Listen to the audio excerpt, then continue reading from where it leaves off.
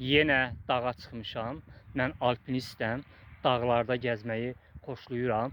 Yazıcı olaraq kitablarımı da dağlarda yazıram.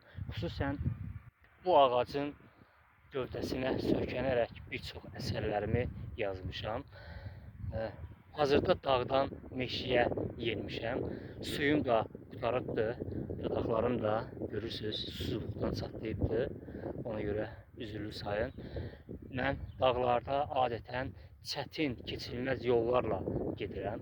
Bu mənim hobbimdir. Ümumiyyətlə, təbiət qoynunda gəzmək məni rahatladır.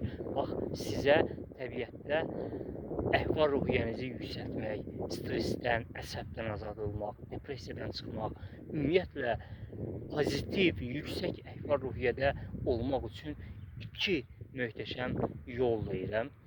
Birinci yol, axar suyu təbiət qoynunda izləməkdir.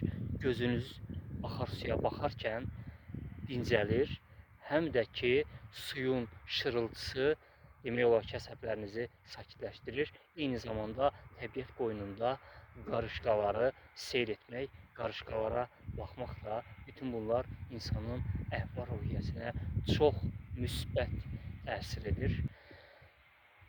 Yolçu yolda gərək suyum qurtarıb, ona görə gedim təbii yolla su əldə edeyim.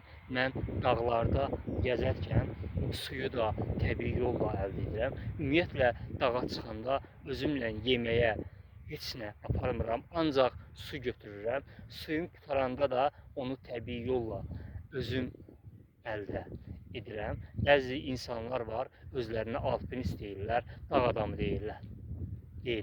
Şəhərdən ət alırlar, çörək alırlar, nə bilim, töyük alırlar, mal əti, qoyun əti gedib kebab edirlər və deyirlər ki, mən dağ adamıyam. Dağ adamı məni kim olur? Həmi dağın ən keçilməz, çətin yolları ilə gedir, hansı ki, onlara ölüm yolu deyirlər. Həm də özü ilə yeməyə heç nə götürmür, ancaq su götürür.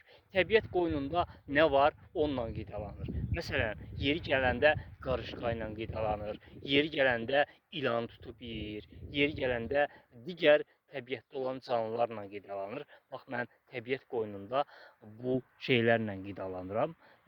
Bunlar protein mənbəyidir. Heç bir şey şəhərdən alıb aparmıram. Əsl dağ adamı belə olur. Xüsusən vəhşi dağ adamı.